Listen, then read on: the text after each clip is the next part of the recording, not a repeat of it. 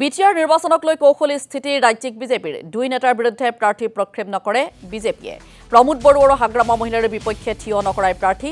যোৰহাটত সংবাদমেলত ঘোষণা কৰিলে সভাপতি দিলীপ শইকীয়াই ইউপিপিএল আৰু বিপিএফ দুই পক্ষ সন্তুষ্ট কৰি ৰখাৰ কৌশল বিজেপিৰ 2026ৰ নিৰ্বাচনৰ প্ৰতি লক্ষ্য ৰাখি বিটিআৰ নিৰ্বাচনত কৌশলগত স্থিতি লৈছে বিজেপিয়ে বিপিএফৰ মিত্ৰতাৰ প্ৰসংগতো অতি কৌশলী মন্তব্য কৰিলে সভাপতি দিলীপ শইকীয়াই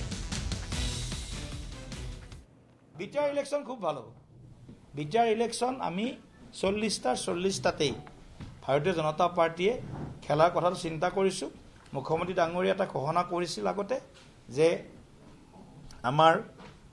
প্ৰমোদ বড়ো ডাঙৰীয়া যিটো সমষ্টিত খেলিব আৰু হাগ্ৰামা মহিলাই ডাঙৰীয়া যিটো সমষ্টিত খেলিব এই দুটা সমষ্টিত আমি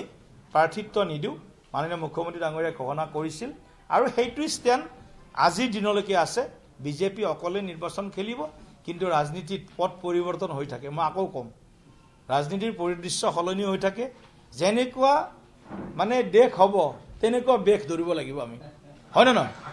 এই পৰিস্থিতি চলিব সেই পৰিস্থিতি চাইহে আমি সিদ্ধান্ত ল'ম চাওক এতিয়া ফ্লোৰ কোঅৰ্ডিনেশ্যনত বিপিএফ মুখ্যমন্ত্ৰী ডাঙৰীয়াৰ লগত আছে ফ্লোৰ কোঅৰ্ডিনেশ্যন এছেম্বলি ফ্লোৰ কোঅৰ্ডিনেশ্যনত গতিকে সেইটো মুখ্যমন্ত্ৰী ডাঙৰীয়াই বিষয়টো চিন্তা কৰিব